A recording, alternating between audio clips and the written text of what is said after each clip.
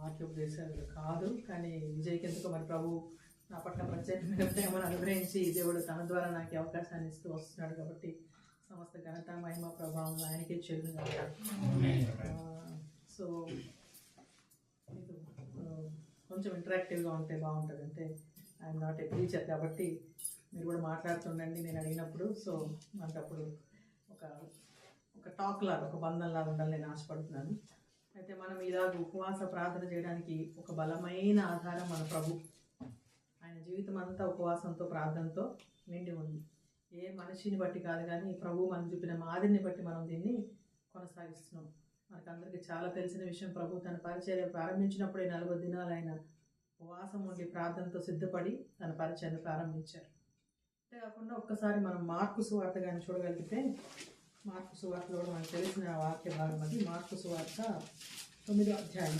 ఎందుకు మనం ఉపవసించి ప్రార్థించాలనడానికి కొంచెం మన వాక్య ఆధారాన్ని చూసుకుంటే, మార్కు సువార్త 9వ అధ్యాయంలో మనకు పరిచయమైన ఒక సన్నివేశం మనం చూస్తాం. వినిపిస్తుంది కదా, కొంచెం గట్టిగా చెప్పాలి. సో ఈ మార్కు సువార్త 8వ అధ్యాయంలో ప్రభు చెప్పిన విషయం ఏంటంటే, శిష్యుల వద్దకు, యేసయ్య శిష్యుల వద్దకు ఒక తండ్రి ఒక కుమారుని తీసుకుని వస్తాడు. ఆ కుమారుడు బాల్యము నుండి, మనము మార్కు సువార్త 9:22లో చూస్తే, అది వాని నాశనము చేయవలనని తరచుగా అగ్నిలోను నీళ్లలోను పడద్రోయును, ఏమైనాను నీ వలనైతే మా మీద కనికరపడి మాకు సహాయం చేయమన్నారు. అంటే శిష్యులు ఆ బాబుని స్వస్థపరచలేకపోతారు కదా. యేసయ్య వస్తాడు. యేసయ్య వచ్చినప్పుడు, యేసయ్య రాగానే దయ్యం ఆయన చూడగానే విలవిలలాడించి వదిలిపోతుంది వెంటనే. శిష్యులు ఆశ్చర్యపోతారు, ఇంటి ప్రభువా నువ్వు మాకు అంత శక్తినిచ్చావు కదా, శిష్యులు పంపించేటప్పుడు మీకు అన్నిటి మీద అధికారం ఇచ్చానన్నావు కదా, మేమెందుకు చేయలేకపోయాం అంటారు. దానికి ప్రభు 29వ వచనంలో ఒక చక్కటి సమాధానం చెప్తారు. అందుకు ఆయన, ప్రార్థన వలననే గాని మరి దేని వలననేను ఈ విధమైనది వదిలిపోవట అసాధ్యమని వారు చెప్పాను. సో చక్కగా ప్రార్థన వలన అంటే 2 నెంబర్ వేసి కింద ఫుట్ నోట్ పెట్టాడు. చూసారా ఏమని రాస్తుంది? ఉపవాసము వలననే, ప్రార్థనతో కూడిన ఉపవాసం వలననే ఇది సాధ్యం అని చెప్పాడు ప్రభు. సో ఇది మనకి మాదిరి. ఒకవేళ పొద్దున్నుంచి ఉద్యోగం చేసుకొని అలసిపోయి వస్తాము, నేను కూడా కొన్నిసార్లు బద్దకిస్తాను, ఈ మధ్య ఉపవాసం అంటే ప్రభు అవసరం అనుకుంటాను. కానీ ప్రభు మళ్ళీ ఒకసారి కొత్త సంవత్సరంలో గుర్తు చేస్తున్నారంటే, మన జీవితంలో కొన్ని పరిస్థితులకు, కొన్ని ప్రార్థనలకు ఉపవాసము దాంతో కూడడం ఎంతో అవసరం. సో ఇది ప్రార్థన ఉపవాసం వలననే సాధ్యం. సో నాకు తెలిసి మన ఎలిసమ్మను వదిలేస్తే మీరందరూ నాకంటే వయసులో చిన్నవాళ్ళు, మేబీ ఆ సోదరు వచ్చినదేమో, మేబీ కొంతమంది నేను యంగ్స్టర్స్ని చూస్తున్నాను. ఒకవేళ మీ జీవితంలో 2026 ప్రభువా ఈ పరిస్థితి ఏంటి, ఇవాళ ఆల్రెడీ 23 రోజులు అయిపోయింది, మీరు ప్రార్థన అయ్యేటప్పుడు మనం 24వ తారీఖు వస్తాం, ఆ పరిస్థితి మారలేదే, ఆ సమస్య మారలేదే, ఆ అవసరత తీరలేదే, నా ఇంట్లో ఉన్న అనారోగ్యం పోలేదే, నేను అడుగుతున్నది ఏమవుతుంది ప్రభువా, నా ప్రార్థన ఎక్కడుంది, ఈ సంవత్సరం ఆల్రెడీ ఇంకొక వారం అయితే నెల అయిపోయినట్టే, ఏంటి ప్రభువా అంటే మరొకసారి ప్రభు గుర్తు చేస్తున్నాడు. ఒకవేళ నీ ప్రార్థనకి ఇంకేమైనా సహాయం కావాలంటే ఇది ప్రార్థన ఉపవాసం వల్లనే సాధ్యం. అయితే నేను ప్రభు నాకు ఇచ్చిన ఆలోచన ఏంటంటే, మన జీవితంలో అందరి జీవితాల్లో పోరాటాలు ఉన్నాయి కదా. ఎవరైనా ఇక్కడ కూర్చొని ఆ చిన్న బిడ్డను వదిలేస్తే, ఇక నేను మా సారు ఒక పోరాటం లేదు, ఒక సమస్య లేదు, ఈ క్షణం నేను రిలాక్స్డ్గా ఉన్నానని చెప్పగలిగిన మనిషి ఎవరు లేరు. దానికి పేద గొప్ప, ఉద్యోగస్తుడు, పేదవాడని కాదు. ఒకవేళ మనం ఈ టైంలో ముఖేష్ అంబానీ, ఏంటి ఆయన పేరు, అంబానీ గారిని అడిగితే మనకంటే ఎక్కువ సమస్యలు చెప్తాడు. మన మోదీ గారిని అడిగితే. సో ఇది మానవ సహజం. అయితే విశ్వాసిగా మనం ఎలా చూడాలి దీన్ని? ఒక విశ్వాసి జీవితంలో ఈ సమస్యలు, ఈ యుద్ధాలు ఎదురైనప్పుడు మన ప్రతిక్రియ ఎలా ఉండాలి, లోకం ఎలా చూస్తుంది, మనం ఎలా చూస్తుంది అంటే, ఒక అద్భుతమైన రాజు జీవితాన్ని దేవుడు మన ముందు ఉంచాడు. సో ప్రభు నాకు ఇచ్చిన తలంపును బట్టి ఆ రాజు జీవితము కొన్ని నిమిషాల మీద పంచుకోవాలని ఆశపడుతున్నాను. ఆ రాజు ఎవరంటే యెహోషాపాతు. 2వ దినవృత్తాంతముల గ్రంథం 20వ అధ్యాయంలో మనకి రాజు కనపడతాడు. 2వ దినవృత్తాంతం మొదటి రాజుల గ్రంథంలో ఉంటుంది, కానీ ఇక్కడ ఇంకా స్పష్టంగా పరిశుద్ధాత్మ దేవుడు రాసి పెట్టాడు. 2వ దినవృత్తాంతం 20వ అధ్యాయం కొంచెం పెద్దది, కానీ దాన్ని కొంచెం మనము సమాప్తి చేసుకొని ఆయన జీవితాన్ని చూస్తే, యెహోషాపాతు రాజు చాలా దేవుని దృష్టిలో యథార్థవంతుడైన రాజు, సరి అయిన రాజు. 2వ దినవృత్తాంతం గ్రంథము 20వ అధ్యాయం కొంచెం మనము, మీకు తెలుసు కదా, దావీదు సొలొమోను మొదటి రాజు, తర్వాత దావీదు రెండవ రాజు, దావీదు తర్వాత దావీదు కుమారుడు సొలొమోన్. ఇందాక మన పాస్టర్ గారు గుర్తు చేశారు. సొలొమోన్ వరకు వరుసగా వచ్చారు. సొలొమోన్ తర్వాత రెండు అయిపోయింది కదా. సొలొమోన్ కుమారుడు రెహబాం వచ్చాడు, అటువైపు ఏమో యెరోబాం వచ్చాడు. అంటే రెండుగా చీలిపోయింది. ఇశ్రాయేలు రాజ్యము, యూదా రాజులు ఇశ్రాయేల్ రాజులుగా మారిపోయారు. అది ప్రభువు ఇచ్చిన తీర్పుని బట్టి రెండు అయిపోతారు. సో యూదా రాజులు ముఖ్యమైన వాళ్ళు. ఎందుకు యూదా రాజులు ముఖ్యమైన వాళ్ళు? మన రాజు ప్రభువుల ప్రభు యూదా గోత్రం నుంచి వచ్చాడు కదా. యూదా గోత్రపు సింహం ఆయన. అయితే యూదా రాజులు కానీ మనం చూస్తే రెహబాము కుమారుడు అబీయా, అబీయా కుమారుడు ఆసా, ఆసా కుమారుడు యెహోషాపాతు. నాలుగవ యూదా రాజు యెహోషాపాతు. అర్థమైందా? సౌలు, దావీదు, సొలొమోన్. అప్పటి వరకు కామన్, ముగ్గురు రాజులు కామన్. సొలొమోన్ తర్వాత రెండు అయిపోయింది. 10 గోత్రాలు ఒకవైపు వెళ్ళిపోయినాయి, 2 గోత్రాలు ఒకవైపు వెళ్ళిపోయినాయి. సో యూదా గోత్రములో రెహబాము, అబీయా, ఆసా, యెహోషాపాతు. ఇది లెక్క. ఈ యెహోషాపాతు అంటే మీకు ఇది గుర్తు రావాలి. ఎవరు యెహోషాపాతు? ఎవరో ఏదో చెప్పింది మేడం, ఆ పేరేంటో నోరు తిరగలేదు, అట్లా అనుకోకూడదు. సో ఈ 4వ వాడు అనమాట. సో యెహోషాపాతు మనకు అర్థం అవ్వాల్సిన విషయం ఏంటంటే మంచి తండ్రి. ఆసా మంచి తండ్రి. సో ఆసా కుమారుడైన యెహోషాపాతు ఈయన రాజు అయినప్పుడు మనకు కానీ ముందు 19వ అధ్యాయంలో చూస్తే చాలా చక్కగా నడిపించుకుంటూ వస్తాడు.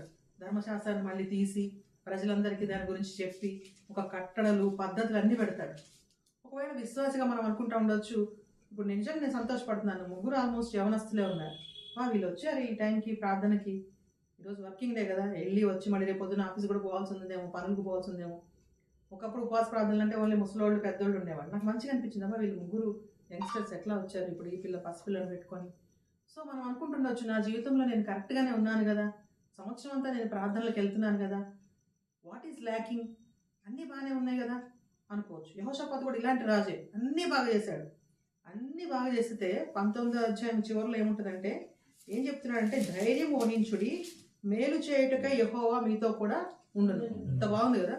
ఈ క్రొత్త సంవత్సరం ఎవరన్నా మీ సార్, మీ పాస్టర్ గారు, ఏం పర్లేదు, ఈ సంవత్సరం అంతా ప్రభు నీతో ఉంటాడు, మేలు చేయుటకై యెహోవా మీతో కూడా ఉండను. మనం అందుకే వాగ్దానాలు తీసుకుంటాం, ఆదరణ కదా. అయితే నెక్స్ట్ లైన్ చూడండి, ఇది అయిన తరువాత చదువుతాం ఎవరైనా గట్టిగా. ఇది అయిన తరువాత మోయాబీయులను, అమ్మోనీయులను, మెయోనీయులతో కొందరును దండెత్తి యెహోషాపాతు మీదకి వచ్చిరి. బాగుందా ఇదేమన్నా? 19లో చివరిలో ఏమన్నాడు?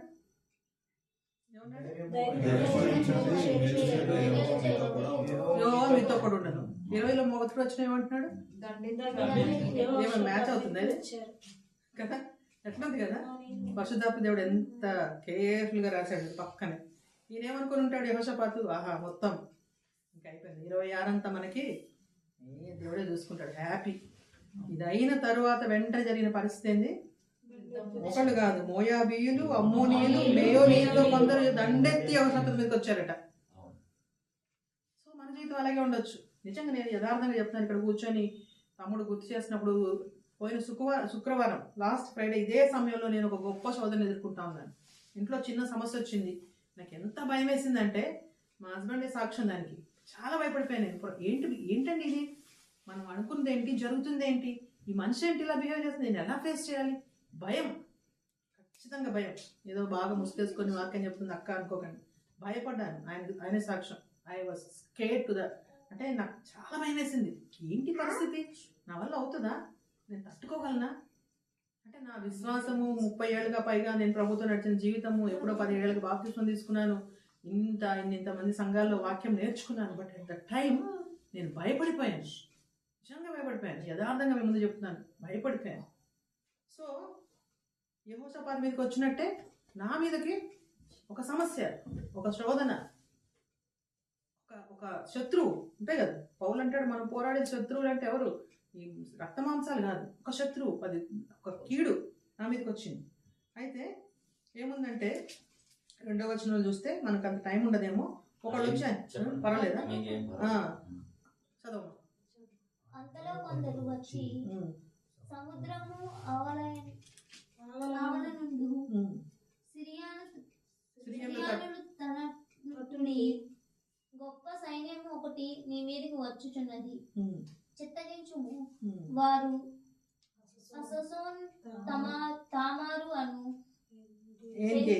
హెన్గేదిలో ఉన్నారని యెహోషువ పాతునకు తెలియజేసిరి. సో సైనికులు వచ్చి చెప్పారు, నువ్వు విన్న మాట నిజమే, 3 రాజులు కలిస్తే ఎంత సైన్యం ఉంటుంది? చిన్న సమస్య కాదు. ఎంత సైన్యం అంట? గొప్ప సైన్యం నీ మీదకి వచ్చింది. వాళ్ళు ఒక స్థలంలో రెడీగా ఉన్నారు ఎప్పుడు నీ మీదకి యుద్ధానికి రావాలని. నువ్వు విన్న మాట ఏమి అబద్ధం కాదు. నువ్వు అనుకుంటున్నట్టు నీ సమస్య ఏది అదే మాకు కొన్నిసార్లు మనం చెప్తాం కదా, అదే ఉందమ్మా అంటారు. మనం అప్పుడు అంటాం నువ్వు అనుభవిస్తే నీకు తెలుస్తుంది, చెప్పటం ఈజీ అంటాం కదా చాలాసార్లు. ఇప్పుడు యెహోషాపాతు కూడా విన్న మాట కాదు, వాళ్ళు వచ్చి చెప్తున్నారు సాక్ష్యం, గొప్ప సైన్యం వచ్చింది. సో నీ ముందు కూడా ఒక గొప్ప సమస్య ఉందేమో, ఒక గొప్ప పరిస్థితి ఉందేమో. ఏంటి ప్రభువా ఇది? పైనేమో నువ్వు మేలు చేస్తా ఉన్నావు, నా కళ్ళ ముందు ఇది కనిపిస్తుంది ఏంటి? గొప్ప సైన్యం ఉంది. అయితే 3వ వచనం చూస్తే, అందుకు యెహోషాపాతు భయపడి. ఇక్కడ ఆగుదాం మనం. యెహోషాపాతు గురించి నేను ఏం చెప్పాను? గొప్ప రాజు, దేవుని కొరకు గొప్ప కార్యాలు చేశాడు. ముందు వచనంలో ఏమంటున్నాడు? అందరికి చెప్తున్నాడు ధైర్యం వహించుడి. ఈ 2 వచనాల తర్వాత ఏంటి పరిస్థితి? భయపడి. ఆయనే భయపడి. ఏ యెహోషాపాతు అయితే పైన 2 వచనాల పైన ఏం చెప్పాడు? ధైర్యం వహించుడి, మేలు చేయుటకై యెహోవా మీతో కూడా ఉండునన్న యెహోషాపాతు 2 వచనాలు ఇవ్వగానే ఏంటి పరిస్థితి? యెహోషాపాతు భయపడి. ఇదేమి అసాధారణమైన విషయం ఏం కాదు. ఒకవేళ నీ మనసులో నా మనసులో భయం ఉంటే నేను భయపడుతున్నాను యాక్ట్ చేయొద్దు. భయం చాలా సహజం, చాలా సహజం మనుషులకి. అదే మనం దాచుకోవాల్సిన అవసరం లేదు. ఆడవాళ్ళం అయితే ఏడుస్తాం, మగవాళ్ళు కొంతమంది చెప్పుకోరు, తప్పేం లేదు. ఇక్కడ యెహోషాపాతు ఎంత ధైర్యంగా పరిశుద్ధాత్మ దేవుడు రాశాడు, భయపడ్డాడు. It's very natural. 2 వచనాల ముందు ధైర్యం వహించండి అని రాజు పెద్ద స్టేట్మెంట్ ఇచ్చిన రాజు 2 వచనాల తర్వాత భయపడ్డాడు. వెరీ న్యాచురల్ రియాక్షన్, తప్పేమి లేదు. కానీ విషయం ఏంటంటే యెహోషాపాతు భయపడి నెక్స్ట్ మాట ఏముంది? మనస్సు నిలుపుకొని. మళ్ళీ ఆగుదాం. మనం భయపడతాం, అందరు భయపడతారు, లోకంలో అందరూ భయపడతారు. కానీ విశ్వాసికి అవిశ్వాసికి, ప్రభువులో ఉన్నవాడికి ప్రభువులో లేనివాడికి తేడా ఏంటంటే, భయపడిన తర్వాత రియాక్షన్ ఏంటి? ఏం చేయాలనుకున్నాడు? యెహోవా యొద్ద విచారించుటకు మనస్సు నిలుపుకొని. సో నీ ఎదురు గొప్ప సైన్యం ఉందేమో, నీ ఎదురుగా గొప్ప పరిస్థితి ఉందేమో, నీ ఎదురుగా అర్థం కాని సమస్య ఉందేమో, 25 అంతా దాంతో పోరాడేవేమో, 26లో మళ్ళీ అదే నీ కళ్ళ ముందుందేమో, మళ్ళీ భయం వేస్తుందేమో. ఏం కొత్త సంవత్సరం? నాకైతే ఎప్పుడు ఆశ్చర్యమే. New year, happy new year. ఏం హ్యాపీ న్యూ ఇయర్? ఏం లేదు. Everything is same. సమస్య అదే, అనారోగ్యం అదే, పరిస్థితి అదే, ఆర్థిక ఇబ్బందులు ఇవే, ఇంట్లో మనుషులవే, బయట మనుషులవే, ఫ్రెండ్స్ వాళ్ళే, అలవాట్లవే. What is new? కాసేపు 1 గంట 2 గంటలు ఇష్టం ఉన్నా లేకపోయినా వాట్సాప్లో కూడా అందరికి హ్యాపీ న్యూ ఇయర్. నేనైతే అందరికి హ్యాపీ న్యూ ఇయర్ ఒకటే కాపీ కొడతా పోతా ఉంటా, వాళ్ళు ఎవరో కూడా చూసుకోకుండా, ఎందుకు వాళ్ళు ఫీల్ అవుతారేమో అని. What is happy? ఏం లేదు, ఏమి లేదు. యెహోషాపాతు జీవితంలో కూడా అలాంటి పరిస్థితి. ఒక రాజు ఎదుట, నువ్వు నేనైతే మామూలు మనుషులు, ఒక రాజు ఎదుట ఈ పరిస్థితి వస్తే మనసు భయపడింది. కానీ వెంటనే ఒక విశ్వాసికి ఉన్న ఆదరణ ఏంటంటే, మనకున్న ఆశ్రయం ఏంటంటే, యెహోవా యొద్ద విచారించుటకు మనస్సు నిలుపుకోవడం. నిలుపుకోవడం అంటే దృఢపరచుకోవడం. యెహోవా యొద్ద అడుగుదామా? ఫ్రెండ్ దగ్గరికి వెళ్దామా? 1000 రూపాయలు కావాలని ఫ్రెండ్ని అడుగుదామా? లేకపోతే పోతే పోయింది, కాసేపు పోయి, అంటే మోపిల్లున్నారని చెప్తున్నాను, మళ్ళీ పోయి ఒకసారి ఒక సిగరెట్ కొట్టేస్తే కాస్త టెన్షన్ పోతుందేమో. లేకపోతే ఆడవాళ్ళు అయితే ఏం పోయింది మా ఆయన పోగానే కాసేపు ఒక సీరియల్ చూస్తే మనసు సెట్ అవుతుందా? కొన్నిసార్లు అనిపిస్తుంది కదా, అరే ఒక కాఫీ కొడితే సెట్ అవుతుందిరా, ఒక టీ తాగితే సెట్ అవుతుందిరా. ఈయన ఏం సెట్ చేయాలనుకుంటున్నాడు? యెహోవా యొద్ద విచారించుటకు మనస్సు నిలుపుకున్నాడు. సమస్య నిజమే, 3 రాజులు వచ్చింది నిజమే, గొప్ప సైన్యం నిజమే, భయం వేసిన మాట నిజమే. కానీ దానికంటే గొప్ప నిజం ఏంటంటే, యెహోవా యొద్ద విచారించుటకు మనస్సు నిలుపుకున్నాడు. ఈ సంవత్సరం దేవుడు మాట్లాడుతున్నాడు. ఈ సమస్య అన్నీ నేను చూస్తూనే ఉన్నాను. దేవునికి అసాధ్యమైంది ఉందా? ఆయనకు మరుగైంది ఉందా? సమస్తము బాహాటముగా ఎరిగిన దేవుడు. తలంపు నీకు పుట్టక మునిపే ఆయనకు తెలుసు, మాట నీ నాలుగుకు రాక మునిపే ఎరిగిన దేవుడు. కునుకక నిద్రపోక నిన్ను కాపాడే దేవుడు. యథార్థవంతులకు మేలు చేయుటకు యెహోవా కనుదృష్టి లోకమంతా సంచారం చేస్తుందంట. నీ భార్యకు తెలియకపోవచ్చు, నీ భర్తకు తెలియకపోవచ్చు, నీ ఫ్రెండ్కి తెలియకపోవచ్చు, నీ సొంత అమ్మ నాన్నకి తెలియకపోవచ్చు, కానీ ఆయన ఎరిగిన దేవుడు. అది యెహోషాపాతుకు గుర్తొచ్చింది. భయం కరెక్టే, మనుషులోకం కాబట్టి ఆందోళన చెందడం కరెక్టే, కొన్నిసార్లు అనుమానపడడం కరెక్టే. కానీ యెహోషాపాతు వెంటనే చేసిన కరెక్ట్ పని ఏంటంటే, యెహోవా యొద్ద విచారించుటకు మనస్సు నిలుపుకొని కామ పెట్టాడు పరిశుద్ధాత్మ దేవుడు. ఇంకా అవలే, నెక్స్ట్ ఏం రాశాడమ్మా? ఉపవాసదినము యూదా యందంతటా ఉపవాస దినము ఆచరింపవల్లని చాటింపగా. ఇది సహవాసం అంటే. ఇప్పుడు మనం విజయ్ నన్ను పిలిచి అమ్మా అక్క ఏదో రెండమ్మా అంటే ఇప్పుడు వచ్చారు చూసారా, 2-3 ఉంటే చాలు ఆయన పేరిట ఉపవాస దినము యూదా అంతటా చాటించాడట. సిగ్గుపడ్డా? రే నేను రాజుని, ఏదో మా బొట్టల దగ్గరికి వెళ్ళి నాకు భయం వేస్తుందిరా, కలిసి ప్రార్థన చేద్దాం. సిగ్గుపడాలా? పడలేదు. యూదా అంతటా చాటించాడు. ఒక గొప్ప సైన్యం మన మీదకి వచ్చింది. అమ్మోనీలు, మోయాబీలు, మయోనీయులు అనే శత్రువులు మన మీదకి వచ్చారు. నాతో కలిసి మీరు రండి, ప్రార్థన చేయండి. ఇది ప్రభు మనకి ఇచ్చిన గొప్ప ఆదరణ. మీరు 10 మంది ఉండొచ్చు, 20 మంది ఉండొచ్చు, కానీ మీరు కలిసి సమూహంగా ఒక సహవాసంగా చేయడంలో గొప్ప ఆదరణ ఉంది, గొప్ప విజయాలు ఉన్నాయి. కాబట్టి ఈ స్థలాన్ని, ఈ సహవాసాన్ని, ఈ ప్రార్థనని మీరు ఎప్పుడు నిర్లక్ష్యం చేయొద్దు. అది ఫ్రైడే ప్రార్థనే కావచ్చు, సండే కావచ్చు, ఏ రోజున కావచ్చు. యూదా అంతటా ఉపవాస దినం ప్రకటించాడు. ఎంత చక్కటి ఆలోచన కదా. నేను రాజుని వెళ్ళి నా రూమ్లో తలపేసుకుంటాను, సైనికుల ముందు ఏంటి నేను చెప్పటం, మా మంత్రి ముందు ఏంటి, ఏంటి సార్ మొన్నే కదా ధైర్యంగా ఉండమన్నారు, మళ్ళీ ఇప్పుడు మీరే భయపడుతున్నారు అనలేదు. యూదా అంతటా ఉపవాస దినము ఆచరింపవలనని చాటింపగా. సో అది ఈరోజు మీరు చేస్తున్న పని. విజయ రామరాజు ఉపవాస దినం చాటించాడు. ఈరోజు ప్రార్థన చేసుకుందాం. ఈ క్రొత్త సంవత్సరం 23వ తారీఖు ఏంటి మన ముందున్నది, మన యుద్ధం ఏంటి, ఎవరు మన పక్షాన పోరాడతారు, ఈ సమస్యలు, ఈ గొప్ప సైన్యము, ఈ లోకము, మన చుట్టూన్న పరిస్థితులతో ఎలా మనం పోరాడాలి, ఒక చిన్న సంఘంగా, ఒక చిన్న సహవాసంగా మనం ప్రకటించుకొని, ఉపవాస దినం ప్రకటించుకొని మనం ప్రభు సన్నిధిలో మొరపెడదాం. అయితే ఒక రాజు ఇలా చేసినప్పుడు ప్రజలకు ఎంత గొప్ప మాదిరి కదా, ఎంత గొప్ప మాదిరి. చెప్పగానే 4వ వచనంలో ఏముంది? యెహోవా వలని సహాయమును వేడుకొనుటకై కూడుకొనిరి. యెహోవాను విచారించుటకు యోధా పట్టణములన్నింటిలో నుండి జనులు వచ్చిరి. చూసారా ఎంత చక్కటి సమాధానం. ఇది పరిశుద్ధాత్మ దేవుని కార్యం. ఒకవేళ కానీ మనం వాక్యానికి లోబడితే, ఆయన సేవకుల ద్వారా దేవుడు చెప్పిన మాటకి మనం లోబడితే ఏం జరుగుతుంది? యూదా వారు యెహోవాని సహాయము వేడుకొంటకు కూడుకున్నారు. అందరూ కూడి వచ్చారు. అందరూ కూడి వచ్చిన తర్వాత 5వ వచనంలో యెహోషాపాతు క్రొత్తశాల సమాజముగా కూడిన యూదా యెరూషలేముల జనుల మధ్యలో నిలవబడి, మా పితరుల దేవా యెహోవా, నీవు ఆకాశమందు దేవుడివై ఉన్నావు, అన్ని జనుల రాజ్యములను ఏలువాడవు నీవే. నీవు బాహుబలము గలవాడవు, పరాక్రమము గలవాడవు. నిన్ను ఎదిరించుట ఎవరికి నీ బలము చాలదు. చాలమ్మా, థ్యాంక్ యూ. సో చూసారా ప్రార్థన. యెహోషాపాతు ఏం చేస్తున్నాడు? అందరి మధ్యలో ఊహించుకోండి, 1,000 మంది ప్రజల మధ్యలో ఒక రాజు జనుల మధ్య నిలబడి, మా పితరుల దేవా యెహోవా దేవా.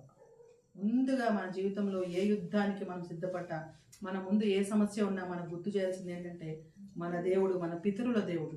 పితరుల దేవుడు అంటే ముందున్నవాడు, గతంలో ఉన్నవాడు.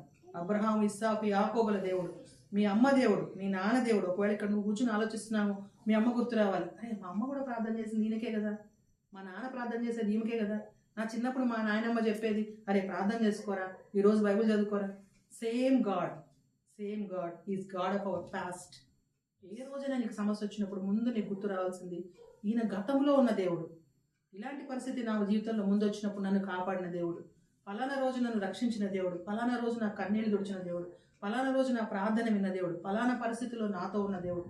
అందుకే దావీదు భక్తుడు 103వ కీర్తనలో అంటాడు, నా ప్రాణమా యెహోవాను సంతరించుము, ఆయన చేసిన ఉపకారములలో దేనిని మరొకము.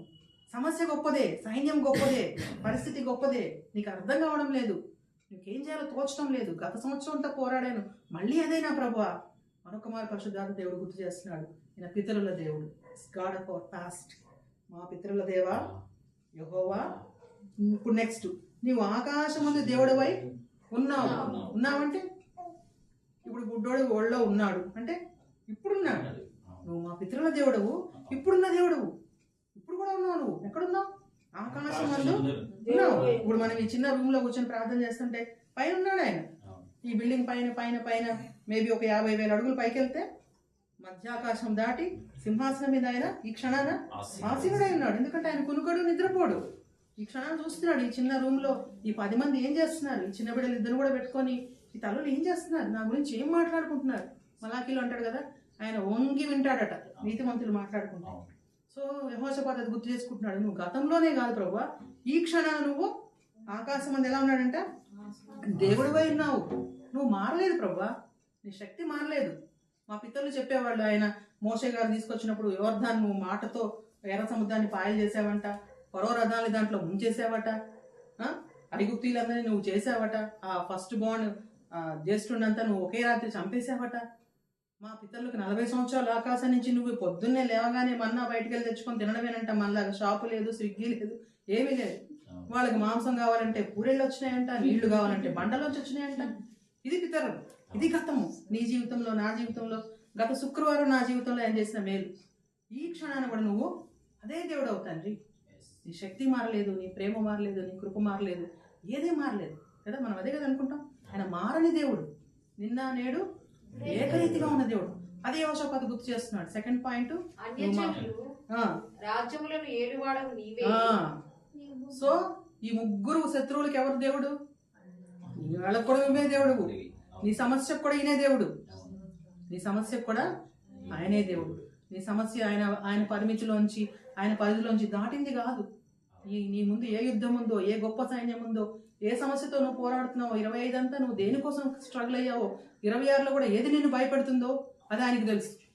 అది యెహోషాపాతు అంటున్నాడు, ఈ ముగ్గురు రాజులు నాకెక్కువ. ఈ అమ్మోనీలు, మోయాబీలు, మేయోనీలు నా దృష్టిలో పెద్ద సైన్యం, కానీ నువ్వు వీళ్ళకు కూడా రాజువే. మన దేవుడు రాజుల రాజు, ప్రభుల ప్రభు. నీ ముందున్నవాడు ఒక రాజు మాత్రమే, కానీ ఆయన రాజుల రాజు, ప్రభుల ప్రభు. అది యెహోషాపాతు గుర్తు చేస్తున్నాడు. నువ్వు కేవలము నాకే కాదు దేవుడవు, అన్యజనుల రాజ్యంలో నేలువాడవు నీవే. మోయాబీలకి నువ్వే రాజువి, అమ్మోనీలకి నువ్వే రాజువి, మేయోనీలకు కూడా నువ్వే రాజువి దేవా. నీవు బాహుబలము గలవాడవు, పరాక్రమం గలవాడవు, నిన్నెదిరించుటకెవరికి నీ బలము చాలదు. ఎంత గొప్ప సత్యం కదా. యెహోషాపాతు జీవితంలో ఆయనకి తెలిసింది, అది తెలుసు. అందుకే ఆయన పితరుల దేవుడు అన్నాడు. ఎందుకు మనము మాటికి మనం బైబిల్ చదువుకుంటాం? ఎందుకంటే ఈ పాత విషయాలన్నీ దేవుడు మనకు జ్ఞాపకం చేస్తాడు. పౌలు గారు అంటారు, ఇవన్నీ మనకు దృష్టాంతాలుగా రాయబడ్డది. ఒక అబ్రహాము జీవితం, ఒక యోసేపు జీవితం, ఒక యాకోబు జీవితం, ఒక దానియేలు జీవితం. వాళ్ళు ఏం తక్కువ సమస్యలు ఫేస్ చేశారా మనకంటే? సేమ్. మనిషి ఎప్పుడు సేమే, మనిషి సమస్యలు ఎప్పుడు సేమే, మనిషి శత్రువు ఎప్పుడు సేమే. ఆది కాండం నుంచి ఇప్పటి వరకు అపవాదే మన శత్రువు. ఏం మారలేదు, ఏది మారలేదు. రంగు, రుచి, వాసన తేడా అంతేగాని అప్పటికి ఇప్పటికి సేమ్ ఎనిమి. మనం ప్రభు దగ్గరికి వెళ్ళే వరకు ఇదే పోరాటం. అందుకే పౌలు అన్నాడు, మంచి పోరాటం అన్నాడు. మంచి ఉద్యోగం అనలే, మంచి వ్యాపారము, మంచి జీవితం అనలేదు, మంచి పోరాటం. సో విశ్వాస జీవితానికి ఒక గుర్తే పోరాటం. Don't lose heart. ఏంటి పోరాటం? ఎన్ని సంవత్సరాలు ఇది కాదు. విశ్వాస గుర్తే పోరాటం. పోరాటం లేనివాడు విశ్వాసే కాదు. సో అది గుర్తు చేస్తున్నాడు అనమాట. నువ్వు అన్యజనుల రాజ్యంలో కూడా ఏలువాడవు, నీవు బాహుబలం గలవాడవు, పరాక్రమం గలవాడవు, నిన్ను ఎదిరించటకు ఎవరికి నీ బలము చాలదు. తర్వాత 7వ వచనం, నీ జనులైన ఇశ్రాయేలు ఎదుట నుండి ఈ దేశపు కాపరస్తులను తొలివేసి నీ స్నేహితుడైన అబ్రహాము యొక్క సంతతికి దీనిని శాశ్వతముగా నిచ్చిన మా దేవుడవు నీవే. చూడండి ఎంత మంచి లింక్ పెడుతున్నాడు చూసారా. దేవుడికే లింక్ పెట్టేసి ఆయన ఫిక్స్ చేసేస్తున్నాడు. దేవుడిని ఫిక్స్ చేసేస్తున్నాడు. నీ జనులైన ఇశ్రాయేలీయులు, వీళ్ళంతా నా చుట్టూన్నారు, నా వైపు చూస్తున్నారు. అమ్మో మా రాజుగారు ఏమన్నా పెద్ద డెసిషన్ తీసుకుంటాడేమో, మా రాజుగారు ఏమన్నా పక్క నుంచి పెద్ద సైన్యాన్ని తెచ్చుకుంటాడేమో, 4 బాంబులు తెచ్చేసేస్తారేమో. సమ్ టైమ్స్ వి లుక్, మన చుట్టూ ఉన్న మనుషులు, మా నాన్న ఏమైనా చేస్తాడేమో, మా అమ్మ ఏమైనా చేస్తుందేమో, మా ఫ్రెండ్స్ ఏమైనా చేస్తారేమో, ఈ గవర్నమెంట్ ఏమైనా చేస్తుందేమో, ఎవడైనా లంచం ఇస్తే నాకు ఉద్యోగం వస్తుందేమో. We look for so many options. ఇవన్నీ మనకి ఈజీగా కనపడతాయి. జరుగుతుందేమో, అది జరుగుతుందేమో, అరే నాకు హెల్ప్ చేస్తుంటే బాగుండేది, ఆ టైంలో మా అమ్మ ఇలా చేస్తే బాగుండేది, నేను ఈ కోర్స్ కాకుండా ఆ కోర్స్ చేస్తే బాగుండేది కదా. మనకి ఆలోచనలు, ఇన్ని ఆప్షన్లు పెట్టుకుంటాం, ABCD. అయితే యెహోషాపాతు అంటున్నాడు, ఇవన్నీ కాదు, నీ జనులైన ఇశ్రాయేలు ఎదుటి నుండి ఈ దేశపు కాపురస్తులను తోలివేసి నీ స్నేహితుడైన అబ్రహాము యొక్క సంతతికి. ఎన్నిసార్లు నీ అంటున్నాడు చూడండి. నేను పేరుకే రాజుని ప్రభువా, నా జీవితానికి నువ్వు అసలైన రాజువి, నా సమస్యకి నువ్వే దేవుడివి, నా అవసరానికి నువ్వే దేవుడివి. నా ఎదుట ఉన్న ఈ శత్రువుని తోలివేసేది ఎవరు? నువ్వే. ఎందుకు? ప్రూఫ్ ఏంటి? నీ స్నేహితుడైన అబ్రహాముకు నువ్వే కదా ఇచ్చావు. అబ్రహాముని ఏమంటున్నాడు? నీ స్నేహితుడైన అబ్రహాము. సో యేసయ్య మనకి స్నేహితుడు కదా. యేసయ్య తన నోటితో చెప్తాడు 15వ అధ్యాయం యోహాను సువార్తలో, తన స్నేహితుని కొరకు ప్రాణం పెట్టు వారికంటే ఎక్కువ ప్రియమైన వాడు ఎవడు లేడు. Jesus is our best friend కదా, మన కోసం ప్రాణం పెట్టాడు ఆయన. అది గుర్తు చేస్తున్నాడు. అబ్రహాముకు స్నేహితుడు, నీకు నాకు స్నేహితుడు. ఇప్పుడు ఈ అబ్రహాం పేరు తీసేసి మన పేరు పెట్టుకోవచ్చు, విజయ స్నేహితుడు అయిన దేవ, నా స్నేహితుడు అయిన దేవ. కంటే నా కోసం ప్రాణం పెట్టాడు. అందుకే కదా మనం ఇప్పుడు ఉన్నాము. ఆయన మన కోసం ప్రాణం పెట్టకపోతే ఎవరు మనల్ని ఇక్కడ తెచ్చి కూర్చోబెట్టగలరు ఈ టైంలో? ఈ యవనస్తుల్ని ఈ లోకం రానివ్వదు. బికాస్ వి బిలీవ్ దట్ ఆయన రక్తంలో మనం కొడబడ్డాం కాబట్టి, ఆయన మన స్నేహితులని తెలుసు కాబట్టి అది గుర్తు చేస్తున్నాడు. నీ స్నేహితుడైన అబ్రహాం యొక్క సంతతికి దీన్ని శాశ్వతంగా ఇచ్చిన మా దేవుడవు నీవే. కాబట్టి ఇది కొంచెం ముందుకెళ్తే, సో వాళ్ళు ఏం చేస్తున్నారు, దాన్ని తీసుకోవడానికి వచ్చారు ఈ శత్రువులు తీయడానికి వచ్చినప్పుడు ఆయన తీసుకున్న సొల్యూషన్ ఏంటంటే, ఒకసారి 8వ వచనం ఫాస్ట్ గా చదవండి. వారు అందులో నివాసము చేసి కీడైనను యుద్ధమైనను తీర్పైనను తెగులైనను కరవైనను మా మీదికి వచ్చినప్పుడు మేము ఈ మందిరం ఎదుటను నీ ఎదుటను నిలువబడి మా శ్రమలో నీకు మొరపొట్టిన ఎడల నీవు ఆలకించి మమ్మల్ని రక్షించు అని అనుకొని ఇచ్చట నీ నామఘనత కొరకు ఈ పరిశుద్ధ స్థలమును కట్టించిరి. నీ పేరు ఈ మందిరమునకు పెట్టబడెను కదా. చాలమ్మా. సో ఎక్కడికి వచ్చాడు, వెంటనే ఎక్కడ కనెక్ట్ చేశాడు? ఎవరు కట్టారు ఈ మందిరాన్ని? సొలొమోన్ కదా. దావీదు సిద్ధపరిచాడు, సొలొమోన్ ద్వారా కట్టబడ్డాడు. ఎగ్జాక్ట్లీ ఏ స్థలంలో ఇందాక విజయ్ గుర్తు చేసినట్టు సొలొమోన్ నిలబడి ప్రార్థన చేశాడో అదే స్థలంలో యెహోషాపాతు నిలబడి ఉన్నాడు. సో ఒకవేళ నీ విశ్వాస జీవితంలో ఇంతకు ముందు ఏ స్థలం నుంచి ప్రభువుకు ప్రార్థన చేశావు, ఏ సమస్యల నుంచి ప్రార్థన చేస్తే ఆయన జవాబు ఇచ్చాడో అదే స్థలానికి వెళ్ళు. ఏ కుంగిపోయిన స్థితిలో ఆయన నిన్ను లేవనెత్తాడో ఒక్కసారి గుర్తు చేసుకో. సేమ్ గాడ్, సేమ్ ప్లేస్, ఏం మారలేదు. లాస్ట్ వీక్ నా పరిస్థితి అదే ఉంది. పడుకొని ప్రార్థన చేస్తాను, ప్రభు నేను పొద్దున్న ఈ సిచ్యువేషన్ ఫేస్ చేయగలుగుతానా? వాడు ఆన్సర్డ్. లేకపోతే నేను ఈరోజు ఇక్కడ ఉండేదాన్నే కాదు. సో మళ్ళీ అదే స్థలానికి యెహోషాపాతు వెళ్తున్నాడు. ఏ స్థలము నుండి ఆయన ప్రార్థన విన్నాడో ఆ మందిరాన్ని జ్ఞాపకం చేస్తున్నాడు. ఆ మందిరం గురించి దేవుడిచ్చిన వాగ్దానం ఏంటి? మేము ఈ మందిరము ఎదుటను నీ ఎదుటను నిలువబడి మా శ్రమలో నీకు మొర్రపెట్టిన. శ్రమ ఉన్న మాట వాస్తవమే, సైన్యం ఉన్న మాట వాస్తవమే, ఇబ్బంది ఉన్న మాట వాస్తవమే, భయం కలిగిన మాట వాస్తవమే. ఏది కాదని నేను అనట్లేదు. మనిషికి చాలా మామూలు విషయాలు చెప్పడం సులభం, ఆ ఇల్లే వాళ్ళకి అర్థమవుతుంది. నా సమస్య వేరు, నీ సమస్య వేరు, నీ ఇబ్బంది వేరు, నా ఇబ్బంది వేరు, కామన్ కాదు. కానీ ఇది నిజం. ఒక కామన్ ప్రాబ్లం ఏంటంటే, మనం ఈ లోకంలో ఉన్నంత వరకు ఈ ఇరుకులు, ఈ పోరాటాలు తప్పవు. కానీ ఏంటి ఆయన ఇచ్చిన వాగ్దానము? నీ ఎదుట నిలవబడి మా శ్రమలో నీకు మొర్ర పెట్టిన ఎడలా నీవు ఆలకించి మమ్మును రక్షించు. రెండు డిఫరెన్స్ చూడండి. ఆలకించడం ఈజీ. ఇప్పుడు నాకు నీ పేరేంటి నాన్న? సుమన్ నాకు చెప్తాడు, అక్క ఇలా అంటే వినగలుగుతాను, ఆలకిస్తాను, ఈజీ కదా. కానీ ఆలకించి రక్షించుదు నెక్స్ట్ లెవెల్ అది. సో మన దేవుడు ప్రార్థన వినే దేవుడే కాదు, ప్రార్థనకు జవాబిచ్చే సర్వ శరీరుల ప్రార్థన ఆలకించువాడు అంటాడు దాన్ని. ఆయన పేరే ప్రార్థన వినే దేవుడు. ఇంత మంచి పేరు కదా. ఇప్పుడు ఈమెకి పేరు ఎలిసమ్మ, ఈయన పేరు సుమన్ అని తెలిసింది, విజయ్. కానీ మన దేవుని పేరేంటి? ప్రార్థన ఆలకించు దేవుడు. ఎంత మంచి ఆదరణ కదా. ఎవరు వింటారు మనిషి మాట? అరే చెప్పకరా, చెప్పి అదే చెప్తావు అంట కదా. మా పాప కాలేజీలాగా చెప్పితే త్వరగా చెప్పాం, మనకు టైం లేదంట. నేను అదేదో చెప్పాలని ట్రై చేస్తుంది, షార్ట్గా చెప్పండి. సో మనుషులకి ఈ రోజుల్లో వినడానికి కూడా టైం లేదు. కానీ మన దేవుడు ప్రార్థన ఆలకించే దేవుడు. ఆయన పేరే ప్రార్థన ఆలకించే దేవుడు. నాట్ ఓన్లీ హీ లిజన్స్, ఈ ఆన్సర్స్ గగనము చీల్చుకొని వచ్చి సమాధానం ఇస్తాడని యెషయా అంటాడు.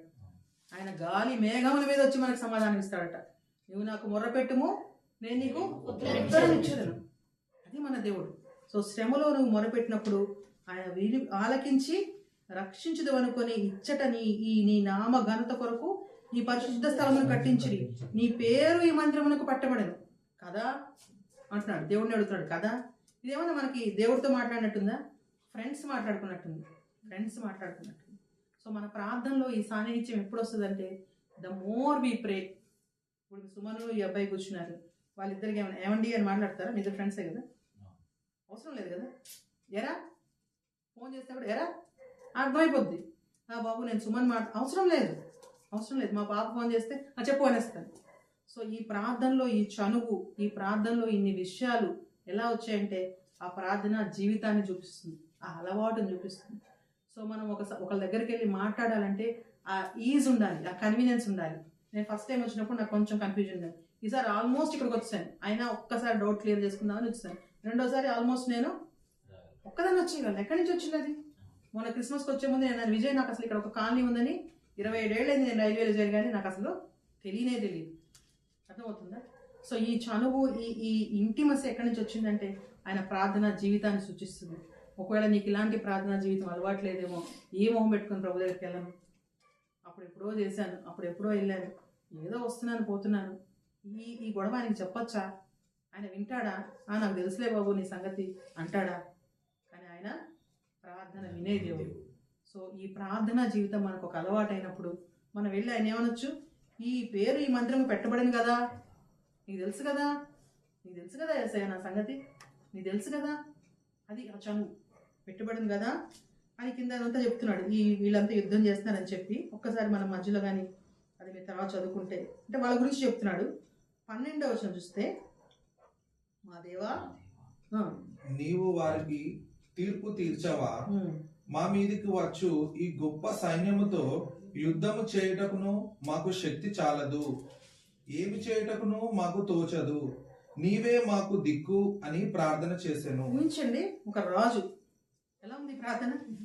చిన్నపిల్లలు చేసినట్లేదు, అమ్మ నాకేం చేయాలో అర్థం కావట్లేదమ్మా కదా, ఎంత యథార్థంగా ఉన్నది ఉన్నట్టుగా యెహోషాపాతు దేవుడితో అంటున్నాడు, నువ్వు మాకు తీర్పు తీర్చవా, వారికి తీర్పు తీర్చవా, వాళ్ళు అనవసరంగా మా మీద యుద్ధానికి వచ్చారే, ఆ అమ్మోనీయులు, మోయాబీయులు, ఆ మెయోనీయులు, నీవు వారికి తీర్పు తీర్చవా, మా మీదికి వచ్చు ఈ గొప్ప సైన్యముతో యుద్ధము చేయుటకును మాకు శక్తి చాలదు.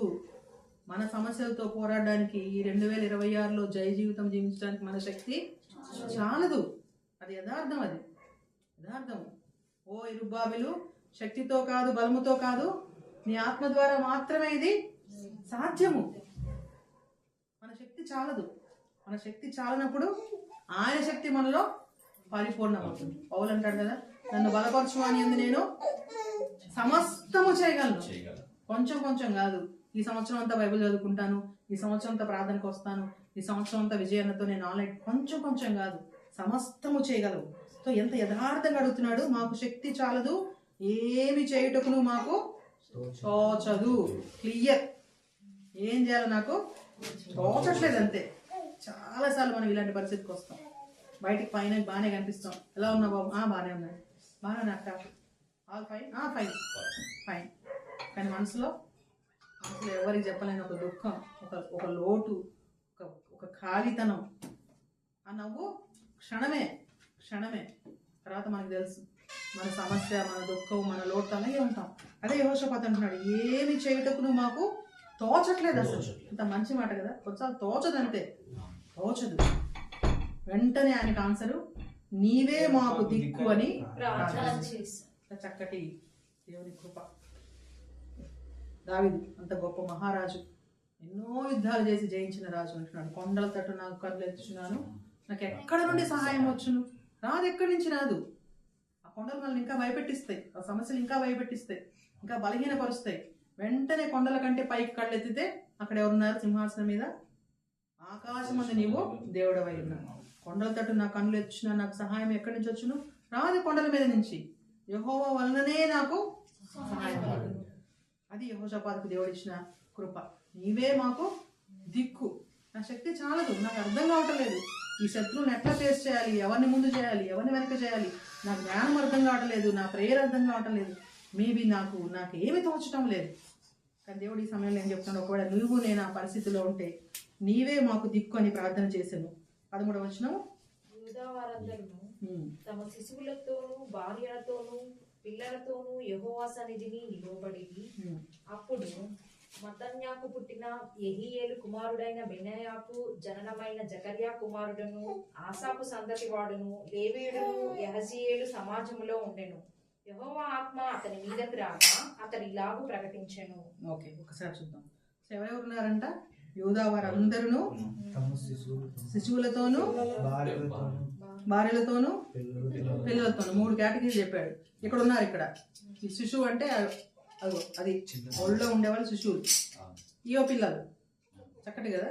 అంటే వాళ్ళను కూడా తీసుకుని వచ్చాడు. నాకు చూడగానే ఇదే గుర్తొచ్చింది, శిశువులతోనూ భార్యలతోనూ పిల్లలతోనూ, అంటే పసిపిల్లల్ని కూడా తీసుకొని చక్కటి పోలిక అది. కొంతమంది చర్చికి రాలేదు నేను అడిగితే, అక్క చిన్న బేబీ అక్క ఏడుస్తారు అక్క అంటారు. లేదు, మరి వాక్యంలో ఎక్కడ చూసినా కూడా ప్రభు ఇంక్లూడ్ చేశాడు వాడిని. సో వాళ్ళ ప్రార్థన ఇంకా దేవుడు వింటాడు. సో వీళ్ళు ఎక్కడున్నారు? శిశువులతోనూ భార్యలతోనూ పిల్లలతోనూ యెహోవా సన్నిధిని నిలవబడి. దేనికోసం నిలబడ్డారు? ఈ రోజు మనం ఇక్కడికి వచ్చాం, మాటి మాటికి విజయ్ అన్నాడు. ఎందుకు ఉన్నాం?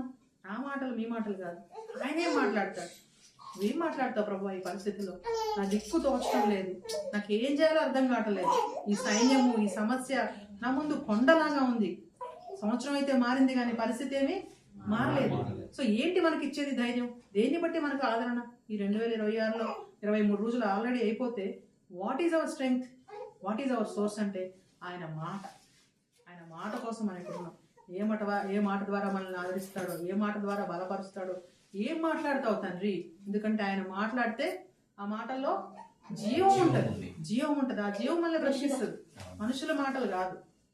మనుషుడు రొట్టె వల్ల మాత్రం కాదు కానీ దేవుని నోటి నుంచి వచ్చు ప్రతి మాట వల్ల జీవించును. నీ వాక్యమే నన్ను బ్రతికించిన పాడాం కదా. ఆ మాటే, ఆ మాట ఎందుకు? ఆ మాట అంటే యేసయ్యే. వాక్యం శరీరధారియే, అదే నివసించింది. మన చేతిలో ఉన్న బైబిల్ యేసయ్యే. యేసయ్యని చూడాలంటే ఇదే, యేసయ్యని చూడాలంటే ఇదే. ఈరోజు యేసయ్యని చూడాలనిపిస్తే నీ వాక్యమే. నువ్వేం చదువుతున్నావు రోజు? మత్తయి సువార్త చదువుతున్నావా, యోహాను సువార్త చదువుతున్నావా? రోజు ఒక కీర్తన చదివే అలవాటు ఉందా నీకు? దాంట్లో ఆయన కనపడతాడు, ఆయన మాట్లాడతాడు. సో ఈ యూదా వారు, శిశువులు, భార్యలు అందరూ నిలబడితే ఎవరు మాట్లాడుతున్నాడంటే మీరు చూస్తే పెద్ద లిస్ట్ చెప్పాడు. ఆయన అడ్రస్ చూడండి. మత్తన్యాకు పుట్టిన యెహీయేలు కుమారుడైన బెననయాకు జననమైన జకర్యా కుమారుడు ఆసాపు సంతతి వాడు లేవీయుడగు యాజీయులు. సో చాలా ఆశ్చర్యమైన రికార్డు పరిశుద్ధాత్మ దేవుడు. ఒకవేళ మిమ్మల్ని ఎవరైనా మీరు 5 తరాల పేర్లు చెప్పండి అంటే చెప్పగలరా? సుమన్ మీ నాన్న పేరు ఏంటంటే చెప్తాడు, తాత పేరు చెప్తాడు, ముత్తాత అంటే కొంచెం డౌట్ ఉండండి మేడం, మా నాన్న అడిగేసి వస్తాను. ఏమరా నాకు గుర్తులేదురా, నా చిన్నప్పుడే పోయారంటే అయిపోయారు. పరిశుధాత్మ దేవుడు ఏం రాస్తున్నాడు? 5 తరాలు 6వ తరం లెక్క పెట్టి రాస్తున్నాడు. వాక్యం ఎంత యథార్థమైనది. ఒకవేళ యవనస్తులుగా మీరు ఎవరన్నా ఏంట్రా ఇవన్నీ, ఈ బైబిల్ నిజమేనా, నువ్వు నమ్మే దేవుడు నిజమేనా అంటే దీంట్లో ప్రతి అక్షరము నిజము. 7 మార్లు మట్టి మూసులో కడిగిన వెండి అంతా పవిత్రమైంది అంటాడు దావీదు భక్తుడు. సో ఎలా అడ్రస్ రాశాడు?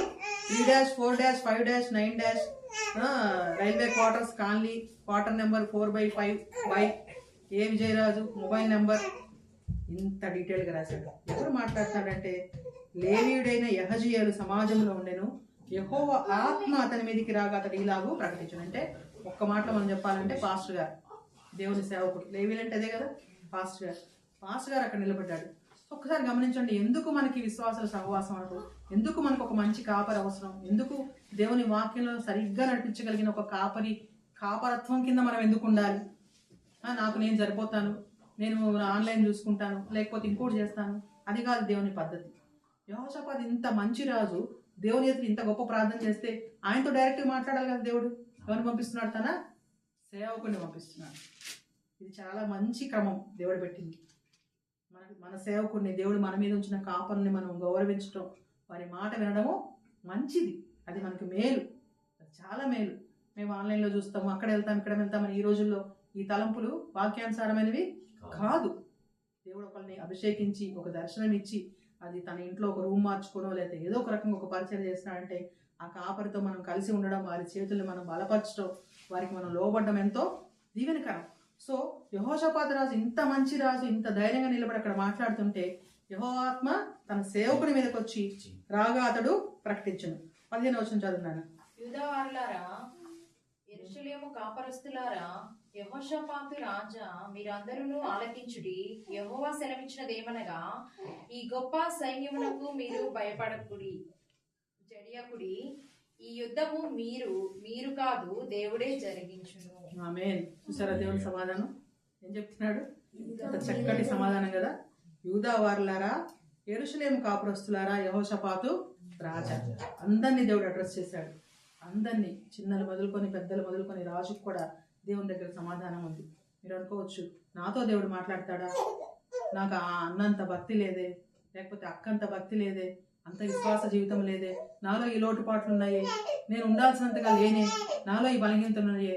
కానీ దేవుని వాక్యం ఎంత విలువైనదంటే ఆయన అందరినీ ప్రేమించే దేవుడు. ఎందుకంటే నీతిమంతుడు లేడు, ఒక్కడూ లేడు, ఎవడు లేడు, ఏ తేడా లేదు.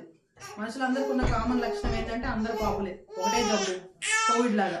కామన్ ప్రాబ్లం ఏంటంటే పాపమే, కామన్ సొల్యూషన్ ఏంటంటే ఏసే రక్తమే. ఇక వేరే తేడాలు ఏం లేదు. ఎంప్లాయీ నాన్ ఎంప్లాయీ, ప్రైవేట్ గివేట ఏదీ లేదు. సో అందుకే పరిశుద్ధాత్ముడు ఏమంటున్నాడు, యెహోషాపాతుతో ఒక్కడితో మాట్లాడటం లేదు. యూదా వారులారా, యెరూషలేము కాపురస్తులారా, యెహోషాపాతు రాజా మీరందరూ ఆలకించుడి. ఆన్సర్ ఎవరు చెప్తున్నారు? యెహోవా సెలవిచ్చినదేమనగా. మాట్లాడేది ఎవరు? ప్రవక్త మాట్లాడుతున్నాడు. కానీ ఎవరు ఆన్సర్ ఇస్తున్నాడు? యెహోవా సెలవిచ్చినదేమనగా ఈ గొప్ప సైన్యమునకు మీరు భయపడరు. ఎంత మంచి దేవుడు కదా. ఏంట్రా మీరు ఈ సైన్యం చూసి భయపడుతున్నారా? ఆఫ్టర్ ఆల్ నా కళ్ళ ముందు ఇదంతా అన్నాడు దేవుడు. ఆయన కూడా అదే మాట్లాడుతున్నాడు. గొప్ప సైన్యం కరెక్టే, గొప్ప సైన్యం కరెక్టే. 3 రాజులు నీ మీద దండెత్తితే దేవుడే అనొచ్చు కదా, నేను ఉఫ్ఫను ఊతే చచ్చిపోతారు అంటే అప్పుడు మనకి దేవునికి ఆ సేమ్ కంపాటబిలిటీ రాదు. నువ్వు దేవుడో బాబు, నీకు అలా కనపడుతుంది, నా కళ్ళతో చూడు. కొంచెం అంట కదా, నా ప్లేస్లో ఉండి చూస్తే మీకు అర్థం అవుతుంది, నా సమస్య మీకు మా ఇంట్లో ఉంటే మీకు తెలుస్తుంది, నా భార్యతో మీరు మాట్లాడితే అర్థం అవుతుంది. మా దగ్గర ఆర్పిఎఫ్లో శ్రీకాంత్ మేడం మీరు మాట్లాడితే తెలుస్తుంది మేడం అంటాడు. సో నా షూస్లో మీరు ఉంటే మీకు అర్థం అవుతుంది. So sometimes we put excuse అనమాట. అర్థమైందా? సో అందుకని దేవుడు ఏమంటున్నాడు, గొప్ప సైన్యమే. I agree with you Jehoshaphat, నీ భయం కరెక్టే, నీకున్న అనుమానం కరెక్టే, నువ్వు దేని గురించి విచారిస్తున్నావో నేను అగ్రీ అవుతున్నాను. అందుకే పౌలు అంటాడు, ఆయన సమాన అనుభవం గలవాడు మన యేసయ్య. ఆయనకి తెలుసు నువ్వు ఏ సమస్యలో ఉన్నావు, ఆయనకు తెలుసు. నువ్వు ఏదైనా అనారోగ్యంలో ఉన్నావా ఆయనకు తెలుసు, నువ్వు ఒంటరితనంలో ఉన్నావా ఆయనకు తెలుసు, నీకు తిండి లేదా ఆయనకు తెలుసు, ప్రతి విషయం ఆయనకు తెలుసు. ఒకవేళ నీ విశ్వాసాన్ని బట్టి నీ ఇంట్లో వాళ్ళు నేను వెలివేశారా, ఆయన సహోదరులు ఆయన వెలివేశారు. ఈ అండర్స్టాండ్స్ ఎవ్రీ సిచ్యుయేషన్. అందుకే కదా ఆయన శరీరధారిగా వచ్చాడు. సో అందుకంటున్నాడు అనమాట, ఈ గొప్ప సైన్యములకు నువ్వు భయపడకు. ఎందుకు? యెహోషాపాతు ఏమయ్యాడు? ముందు భయపడ్డాడు. దేవుడు దాన్ని తీసేయట్లే. ఎందుకు అనవసరంగా భయపడ్డా అంటలేదు. కొంచెం మన పిల్లలు అంటాం కదా, కుక్కకి ఏదో ఏం చేయదమ్మా అంటాం కదా. సో దేవుడు ఎలా అంటున్నాడు, నీ భయం కరెక్టే యెహోషాపాతు, సైన్యం కరెక్టే, నీ భయం కరెక్టే. కానీ సొల్యూషన్ ఏంటి? భయపడకుడి, జడీకుడి, యుద్ధము కాదు మీరు కాదు దేవుడే జరిగించి. ఇది దేవుని వాగ్దానం. మన యుద్ధాలు ఎవరు చేస్తారు? ఆయన చేస్తాడు. అది విశ్వాసకున్న బలం. యుద్ధం కరెక్టే, సైన్యం కరెక్టే, సమస్య కరెక్టే, కానీ మన పక్షంగా యుద్ధం చేసే దేవుడు మనకుంది. అది ఆదరణ. ఈ సంవత్సరం ఒకవేళ మన ముందు ఒక సమస్యలాగా ఉందా, ఒక యుద్ధం లాగా ఉందా, ఒక గొప్ప సైన్యం ఉందా, ఏం చేయాలి ప్రభువా? నాకైతే భయం వేస్తుంది, నాకు దిక్కు తోచడం లేదు, నిజంగానే దిక్కు తోచడం లేదు. కానీ దేవుడు ఇస్తున్న సమాధానం ఏంటంటే, ఇదంతా కరెక్టే, కానీ నీ యుద్ధాన్ని నేను జరిగిస్తాను. నీ యుద్ధము మీరు కాదు దేవుడే జరిగించును. ఒకవేళ యుద్ధం మీరే, కొంచెం కిందకి వరకు వచ్చి కంప్లీట్ చేస్తాను. మీరే కాదు నేనే జరిగించినని దేవుడు ఎలా జరిగించబోతాడు కూడా వివరిస్తాడు.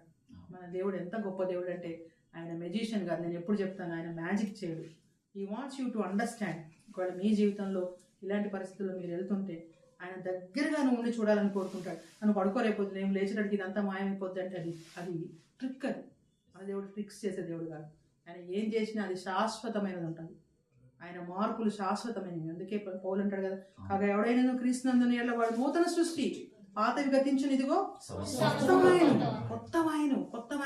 నాకు అర్థమైంది కదా, ఎలా ప్రభువా నేను సేమ్ మనిషిని, నా కళ్ళు ముక్కు అంతా సేమ్, ఎలా కొత్తవి అవుతుంది అంటే అది ఆయన శక్తి వల్ల సాధ్యం. ఆ ప్రయాణం కానీ మనం మొదలు పెడితే ఒక 2 ఏళ్ళు 3 ఏళ్ళు వెనక్కి తిరిగి చూస్తే మనమే ఆశ్చర్యపోతాం. నేనేనా నా అలవాటు ఏమైపోయింది, నా సహవాసం ఏమైపోయింది, నా ఫ్రెండ్స్ ఏమైపోయారు, ఎలా ప్రభు మార్చాడు. అది పరిశుద్ధాత్మ దేవుని కార్యం. కాబట్టి దాని కింద వివరిస్తాడు అనమాట. 16-17 చదువుతాను. 16-17 రేపు వారి మీదికి పోవుడి, వారు జీజు అను ఎక్కుడి మార్గమున వచ్చేదరు. మీరు ఎరువేలు అరణ్యము మందునున్న వాగు కొన దగ్గర వారిని కనుగొందురు. ఈ యుద్ధములో మీరు పోట్లాడవలసిన నిమిత్తము లేదు. యూదా వారలారా, యెరూషలేము వారలారా, మీరు యుద్ధ పంక్తులు తీర్చి నిలవబడుడి. మీతో కూడనున్న యెహోవా దయచేయు రక్షణను మీరు చూచెదరు. భయపడకుడి, జడియకుడి, రేపు వారి మీదకి పోవుడి, యెహోవా మీతో కూడా ఉండును. Okay, thank you. చూడు, చాలా వెరైటీ కదా. ఒక పక్క ఏమంటున్నాడు, యుద్ధం నేనే చేస్తాను అంటున్నాడు. అప్పుడు మనం ఏం చేయాలి? ప్రభు నువ్వు యుద్ధం చేతండి, నేను బాగా అలసిపోయాను, ఈ రోజు ఇంటికి వెళ్ళి అన్నదిని పడుకుంటాను, రేపు యుద్ధం అయ్యాక పిలువునైనా నేను వస్తాను కదా. కానీ ఇక్కడేం చెప్తున్నాడు, రేపు వారి మీదకి పోవుడి. యుద్ధం నువ్వు చేస్తానన్నావు కదా, మళ్ళీ నేను పోవడం ఎందుకు? యుద్ధానికి పోవాలంటే మామూలుగా జీన్స్ ప్యాంట్ వేసుకుని వెళ్ళొచ్చా? ఎలా వెళ్ళాలి యుద్ధానికి? యుద్ధోపకరణాలు ధరించుకోవాలి, అంతే కదా. ఊరికి యుద్ధానికి ఎలా పోతావు? ఫుల్ డ్రెస్ వేసుకో, ఖడ్గం పట్టుకో, డాలు పట్టుకో, ఆర్మర్ వేసుకో, షీల్డ్ పట్టుకో, అన్నీ పట్టుకోవాలట. పట్టుకొని మీరు ఎరువేలు అరణ్యం ముందరున్న వాగు కొన దగ్గర వారిని కనుగొందరు. అంటే మీరు అక్కడికి వెళ్ళి నిలబడితే ఎదురుగా వాళ్ళు వస్తారు. ఆ పూర్వకాలం యుద్ధాలు ఎలాగా ఎదురెదురుగా కదా, ఇప్పటిలాగా మిసైల్స్ కాదు. వీళ్ళు అక్కడ నిలబడతారు, వాళ్ళు అక్కడ నిలబడతారు, వీళ్ళు అక్కడ నుంచి బాణం వేస్తారు, వాళ్ళు అక్కడి నుంచి బాణం వేస్తారు. చిన్నప్పుడు మనం కార్టూన్స్లో వాటిలో చూసినట్టు. సో మీరు అక్కడికి వెళ్తారు. వీళ్ళకి డౌట్ రావాలి, ఎందుకు ప్రభువా అక్కడికి వెళ్ళి మేమన్నా చేయాలా? నేనేమన్నా పొద్దున్నేసి మళ్ళీ ఫైట్ చేయాలా? ఆ మనిషి దగ్గరికి వెళ్ళి నేను మాట్లాడాలా? ఆ సమస్య కోసం మళ్ళీ నేనేమైనా ట్రయల్స్ చేసుకోవాలా? మళ్ళీ నేను పాత పద్ధతులు చేయాలా? అంటే మళ్ళీ 17వ వచనం అంటాడు, ఈ యుద్ధంలో మీరు పోట్లాడవలసిన నిమిత్తము లేదు. మరేం చేయాలి? ఎందుకు యుద్ధానికి వెళ్ళాలి? ఎందుకంటే యూదా వార్లారా, యెరూషలేం వార్లారా, మీరు యుద్ధ పంక్తులు తీర్చి నిలవబడుడి, మీతో కూడానున్న యెహోవా దయచే రక్షణను మీరు చూచెదరు. మనం ఇంట్లో దుప్పటి కప్పుకొని పడుకొని పొద్దున వెళ్తే ఏమనిపిస్తుంది మనకి? ఏం చేస్తుంటాడు దేవుడు? దేవుడు ఏమంటాడు? మనం ఆ యుద్ధాన్ని నిలబడి చూడాలంట. సో విశ్వాస జీవితంలో ప్రభు చేసే పనులని మనం ఫ్రంట్ రోలో ఉండి చూడాలి. అప్పుడు మనకు అర్థమవుతుంది. ఆయన యుద్ధం చేస్తే మనం పడుకోవడానికి కాదు మనల్ని పిలిచింది. ఆయన మన కొరకు ప్రాణం ఇచ్చింది. ఎందుకంటే మనం పోరాటంలో ఉండాలి, మనం ఫ్రంట్ లైన్లో ఉండాలి. వీళ్ళు కానీ ఇంట్లో ఉన్నారనుకో తెలీదు ఏం జరిగింది. కావాలంటే మీరు తర్వాత చదువుకోండి. యుద్ధం ఎలా జరుగుతుంది తెలుసా? వాళ్ళు ఒకళ్ళు చంపుకుంటారు, ముగ్గురు శత్రువులు. ముందు ఇద్దరు కలిసి ఒకళ్ళు చంపుతారు. చాలా ఇంట్రెస్టింగ్ ఉంటుంది డ్రామా. అసలు ఇది ఎవరు ఇలాంటి సినిమా తీయలేరు. నేను అనుకుంటాను ఈ బైబిల్లో ఉన్నాయి, ఈ లోకంలో ఏ సినిమా ఏ డ్రామా పనికిరాదు. ఒక ఎస్తేరు జీవితం రాత్రికి మార్చేసిన కథ పిల్లలకి అదే చెప్తాను. ఇది అయితే ఇంట్రెస్టింగ్గా మీకు ఏ సీరియల్ చూడబుద్ది కాదు, ఏ వీడియో గేమ్స్ ఆడబుద్ది కాదు. ఇంత ఇంట్రెస్టింగ్ స్టోరీ. నెక్స్ట్ మీరు చదివితే ఆ ముగ్గురు రాజులు ఒకళ్ళొకళ్ళు కొట్టుకొని చచ్చిపోతారు. ఎవరు చూడాలి ఇదంతా? వీళ్ళు లైన్గా యుద్ధం డ్రెస్ వేసుకొని నిలబడి చూడాలి. ఏం చూడాలంట? యెహోవా దయచేయు రక్షణను మీరు చూచెదరు. భయపడకుడి, జడయకుడి, రేపు వారి మీదకి పోవుడి. ఎందుకు? యెహోవా నీతో కూడా ఉంటాడు. సో మన దేవుడు మనల్ని పొమ్మనే దేవుడు కాదు, మన ముందెళ్ళే దేవుడు. ఆయన మనకంటే ముందుగా ఉండే దేవుడు. షడ్రక్ మెషక్ అబేద్నెగోలు అగ్నిగుండంలోకి వెళ్తే నెబుకద్నెజరు ఏమంటున్నాడు? ముగ్గురిని కదా వేశాను, మరి 4వ వాడు ఎవడు? దేవతల రూపమును పోలి ఉన్నాడు. నాకు చదివితే కళ్ళ నీళ్ళు వస్తాయి. ఆల్రెడీ ఆయన ఎల్లున్నాడు. దానియేలు సింహం బోన్లో వేస్తే ఆల్రెడీ ఆయన లోపల ఉన్నాడు. లేకపోతే అంత ఆకలి కొన్న సింహాలు ఎలా నోరు మూసుకుంటాయి? సింహాలు ఎవరి మాట వింటాయి? సింహాలు చేసిన దేవుడి మాట వింటాయి. ఆల్రెడీ వేసే ఉన్నాడు అని ఉంటాడు. అమ్మో ఇంట్లో ఈయన వచ్చాడు. ఆ రోజు మనం ఆదికాండంలో మనం చేసింది ఈయనే కదా, 5వ రోజు చేసింది ఈయనే కదా. గమ్మునైపోయాడు. సింహాలన్నీ నోరు మూసుకున్నాయి. ఏంటి సార్ ఏంటి? ఇప్పుడు నా బిడ్డ వస్తాడు, మీరేం మాట్లాడకూడదు. ఓ భక్తుడు అంటాడు, దానియేలు వచ్చే వరకు సింహాలు బోనట, దానియేలు వచ్చాక దానియేలు బోన్ అయిపోయిందంట. సింహాలు ఒక మూలకెళ్ళి కూర్చున్నాయంట. ఎందుకు? ఈయన వచ్చాడు ఆల్రెడీ లోపల. ఇన్స్ట్రక్షన్స్ ఏంటి? దానియేలు మనం జోలికి పోకూడదు, మనోడు మావాడు. సో ఇక్కడ అదే చెప్తున్నాడు, యెహోవా మీకు తోడుగా ఉండదు, కానీ మీరు వెళ్ళాలి, మీరు చూడాలి. సో ఒక విశ్వాస జీవితానికి ఇక్కడే సాక్ష్యం ఉంటుంది. సాక్ష్యం రావాలంటే సమస్య ఉండాలి. సమస్యలో నుంచే సాక్ష్యం వస్తుంది. లాస్ట్ ఫ్రైడే నేను ఆ సిచ్యువేషన్లోకి వెళ్ళకపోతే ఈరోజు నేను ఇంత ధైర్యంగా చెప్పేదాన్ని కాదు. ఆ భయం నేను అనుభవించకపోతే నేను మిమ్మల్ని ధైర్యపరచలేను. మీకు నిన్న మొన్నే జరిగిందేమో. నేను అక్కడ కూర్చొని ఆలోచిస్తున్నాను, పోయిన శుక్రవారం నేను ఏ పరిస్థితిలో ఉన్నాను ప్రభు? ఈ టైంకి ఐ వాస్ క్రైయింగ్. ఈ సమస్య ఏంటి దేవా? ఈ పరిస్థితి ఏంటి దేవా? నా కుటుంబంలో జరిగిన ఈ అలజడి ఏంటి దేవా? ఎలా నేను దీన్ని సర్ది చెప్పాలి? ఎవరికి నేను ఆన్సర్ చెప్పాలి? బట్ నా యుద్ధం ఎవరు జరిగించాడు? దేవుడు జరిగించాడు. సో అది ఇక్కడ చెప్తున్న వాగ్దానం అన్నమాట. యెహోవా మీతో కూడా ఉండును. రియాక్షన్ చూడండి 18వ వచనం. అప్పుడు యెహోషాపాతు సాష్టాంగ నమస్కారము చేసెను. యూదావారును యెరూషలేము కాపరస్తులను యెహోవా సన్నిధిని సాగిలపడి నమస్కరించిరి. సో ప్రభు మనతో మాట్లాడినప్పుడు మన రియాక్షన్ ఏముంటుందంటే ఆయన స్తుతిస్తామని. నిజంగా కానీ మనం ప్రభు సన్నిధిలో వేచి ఉన్నప్పుడు ఆయన మాట చాలు. ఆయన మాట మనల్ని బ్రతికిస్తుంది. యెహోషాపాతు వెంటనే ఆయనకు అర్థమైపోయింది, ఇంకా పొద్దున అవ్వలేదు, యుద్ధానికి వెళ్ళలేదు, చూడకముందే విశ్వాసం అన్నది నిరీక్షించబట్టు వాటి నిజస్వరూపం. సో ఈ రోజు నువ్వు ప్రార్థన చేసినప్పుడు ఒకవేళ ప్రభు నీతో మాట్లాడితే నువ్వు వెనక్కి వెళ్ళినప్పుడు, ప్రభు నేను నమ్ముతున్నాను తండ్రి, నా యుద్ధం నువ్వు జరిగిస్తావు, దేవుని స్తుతించాలి. సో మొట్టమొదటే యెహోషాపాతు దేవుని స్తుతించాడు. ఇంకా శత్రువు అక్కడే ఉన్నాడు, సమస్య అక్కడే ఉంది, తెల్లవారలేదు. కానీ ముందే ఎప్పుడైతే దేవుని మాటను నమ్మాడో, ఎప్పుడైతే దేవుని స్వరాన్ని ఆయన విన్నాడో, దేవుని మాటకి ఆయన లోబడ్డాడో, దేవుని మాట మీద విశ్వాసం ఉంచాడో, యెహోషాపాతు ఆటోమేటిక్గా ఆయన స్తుతించాడు, సాష్టాంగపడి నమస్కరించాడు. అందరూ నమస్కరించారు. 19వ వచనంలో చూడండి, కహాతీయులను వారును కొరహీయుల సంతతి వారునగు లేవీయులు నిలవబడి గొప్ప శబ్దంతో ఇశ్రాయేలీయులైన దేవుడైన యెహోవాను స్తుతించిరి. సో వీళ్ళందరూ ఆ రోజుల్లో దావీదు పెట్టిన సింగర్స్ అనమాట ఈ టీం. ఇప్పుడు మనం ఎలా క్వైరో, దావీదు సొలొమోను మందిరానికి పెట్టిన క్వైర్ టీం వీళ్ళు. కహాతీయులు, కొరహీయులు సంతతి వారు లేవీలు నిలబడి గొప్ప శబ్దముతో, ముందు మనము గొప్ప సైన్యాన్ని చూసాము, గొప్ప సైన్యాన్ని చూసి భయపడ్డారు. కానీ ఎప్పుడైతే గొప్ప దేవుడిని కలుసుకున్నారో ఏమైంది? ఆ గొప్ప భయము, గొప్ప సైన్యము గొప్ప శబ్దముతో స్తుతికి మారింది. ఒకవేళ నీ జీవితంలో కూడా ఒక గొప్ప సైన్యం ఉందేమో, ఒక గొప్ప భయం ఉందేమో, ఒక గొప్ప అనుమానం ఉందేమో, ఒక గొప్ప ప్రాబ్లం ఉందేమో. కానీ ఎప్పుడైతే నువ్వు గొప్ప దేవుని మాటకు లోపడతావో, ఎప్పుడైతే గొప్ప దేవుడు నిన్ను ఆదరిస్తాడో, ఆ సమస్య ఏమైపోతుంది? గొప్ప శబ్దముతో దేవుణ్ణి స్తుతిస్తాం. అది విశ్వాస జీవితం. ఈ సంవత్సరం ప్రభు మనల్ని కోరేది అది.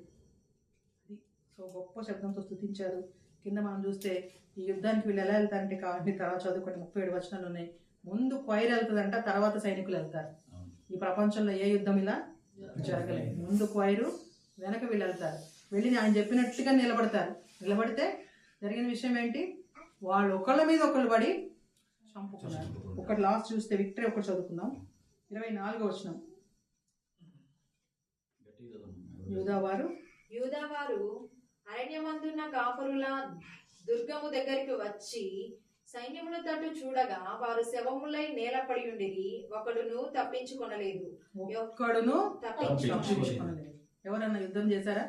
ఒక బాణం వేశారా? యెహోషాపాతు ఏమైనా కష్టపడ్డాడా? యెహోషాపాతు, యూదావారు, యెరూషలేము వంశస్థులు చేసిందేంటి? నిలబడ్డారంతే. ఒక్కడును తప్పించుకోలేదు. ఇది దేవుని వాక్యం. నీ విశ్వాస జీవితంలో, ఈ ప్రయాణంలో, ఈ సంవత్సరం ఏ సైన్యాన్ని చూసి నువ్వు భయపడుతున్నావో, ఏ సమస్య గురించి భయపడుతున్నావో ప్రభు ఆదరిస్తున్నాడు. ఒక్కడును తప్పించుకోండి. అంటే నేను అనేది మిమ్మల్ని మీ వెంటనే ఈ ఫిజికల్ బ్లెస్సింగ్స్ గురించి కాదు. అది కూడా ప్రభు ఇస్తాడు. అది కూడా ప్రభు తప్పకుండా ఇస్తాడు. అందరికీ ఉపకారి. నీతిమంతుల మీద అనీతిమంతుల మీద వర్షం కురిపించే దేవుడు. తన బిడ్డల ఆకలితో, దప్పులతో, అవసరంతో ఉన్న దేవుని చిత్తము కాదు. కాదు, ఆకులతో ఏలియాని పోషించిన దేవుడు మనల్ని పోషించడానికి. కానీ ప్రభు మాట్లాడేది ఏంటంటే, మనము విశ్వాసులుగా, మనము లోకంతో వారం కాదు. ఒకవేళ విశ్వాసులకే దేవుడు మంచి విషయాలు, విశ్వాసులకు ఉద్యోగాలు ఇస్తే అవిశ్వాసులంతా ఖాళీ కూర్చోవాలి. అలా ఉందా? లోకం ఉల్టా ఉంది కదా, ఉల్టా ఉంది. మనం ప్రభు కొరకు నిలబడడానికి కొనబడ్డాం. మన నిరీక్షణ ఈ లోకం మట్టు కాదు. ఈరోజు మనం ఇక్కడ 10 మంది కూర్చున్నాం, ప్రతినిధులతో కలిసి 3, 4, 5, 6, 11 మంది మనం కూర్చున్నాం. 11 మంది రేపు ప్రభుత్వం ఉండేవారు. మన విలువ అది, మన నిరీక్షణ అది, మన గురి అది, మన గమ్యం అది. కాబట్టి ఈ జీవితాన్ని కూడా ఆయన చాలినవాడు. ఆయన రాజ్యమును నీతిని వెతుకుడి, అప్పుడు అవన్నీ అనుగ్రహించుకోండు. అన్ని జనులు వీటన్నిటి విషయమే విచారించరు. అన్ని జనులు విచారిస్తారు. అది మన మన మన గురి, మన గమ్యము, మన విశ్వాసము ప్రభు.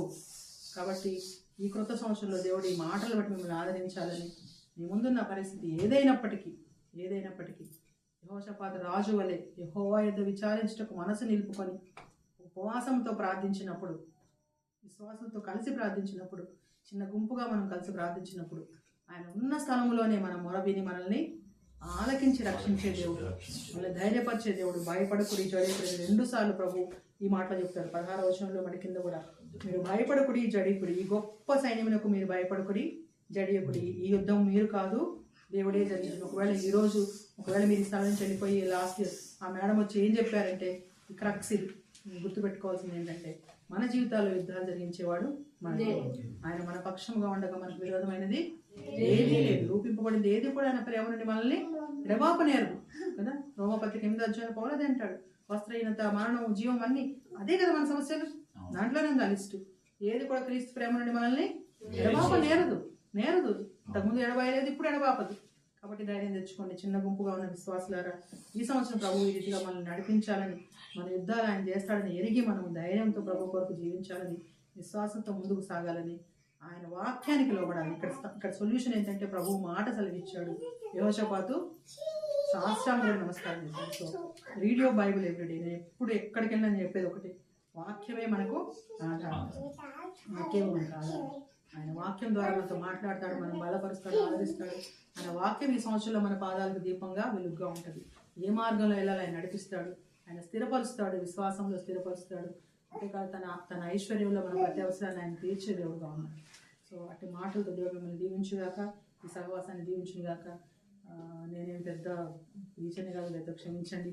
ప్రభు నాకు ఇచ్చిన తలంపులు మీతో షేర్ చేశాను. నా ఒక్క ఆశ ఏంటంటే ఆదరించబడాలి, ధైర్యపరచబడాలి. ప్రభు మనతో మాట్లాడినప్పుడు ఆదరణ కలుగుతుంది. ఆయన మాటల్లో జీవం ఉంది. ఎవరు నిరుత్సాహంగా ఆయన సరి నుంచి వెళ్ళకూడదు. తన వద్దకు వచ్చు అనేది ఎంత మాత్రము ప్రోత్సహించే దేవుడు కాదు. మీరు ఏ పరిస్థితుల్లో వచ్చినా ఒక ధైర్యంతో నా ప్రభువు నాతో ఉన్నాడు, యెహోవా మీకు ముందుగా వెళ్ళింది, నా దేవుడు నాతో ఉన్నాడనే ధైర్యంతో ఈ క్రొత్త సంవత్సరంలో మీరు జరగాలని, ప్రభు బట్టి కృప దయచేయాలని వేడుకుంటూ మంచి సమయాన్ని ఇచ్చిన విజయ్కి మరొకసారి నా వందనాలు చెల్లిస్తున్నాను. ప్రభు మిమ్మల్ని దీవించిన గాక, మీ ప్రార్థన దేవుడు సఫలపరచిన గాక. ఈ ఉపవాస ప్రార్థన దేవుడు అత్యధికంగా దీవించి ప్రతి ఒక్క అవసరాన్ని ఆయన ఐశ్వర్యంలో తీర్చిన గాక. తప్పకుండా మీ అందరి కోసం నేను ప్రార్థన చేస్తానని ప్రభు పక్షాన్ని చెప్తున్నాను. మరొకసారి నాకు ఇచ్చిన అవకాశాన్ని బట్టి దేవనామం మీ అందరికీ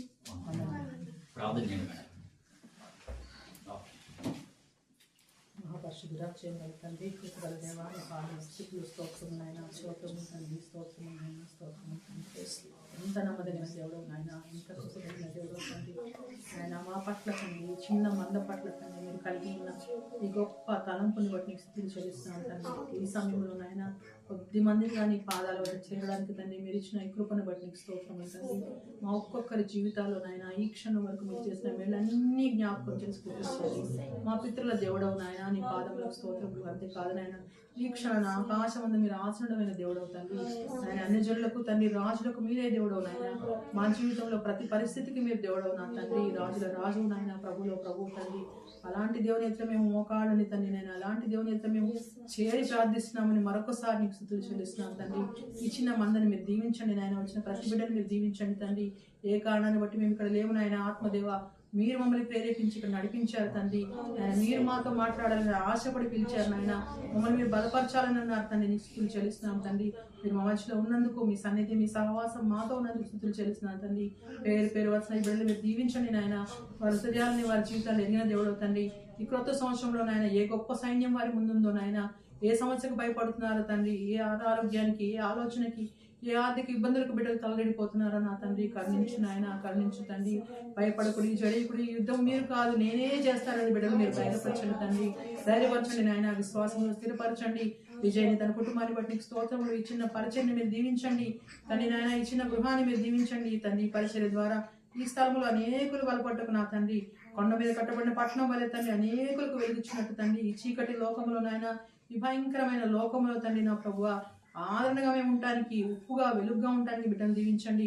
చేసిన ప్రతి బిడ్డను బట్టి మరొకసారి నీకు స్తుతులు చెల్లిస్తూ ఈ వాక్య జ్ఞానం ద్వారా మీ మా ప్రియకుమారుడు రక్షకుడైన యేసయ్య పైకెత్తబడాలని తండ్రి, ఆయన ద్వారా తండ్రి మేము ఆదరించబడాలని తండ్రి నాయన.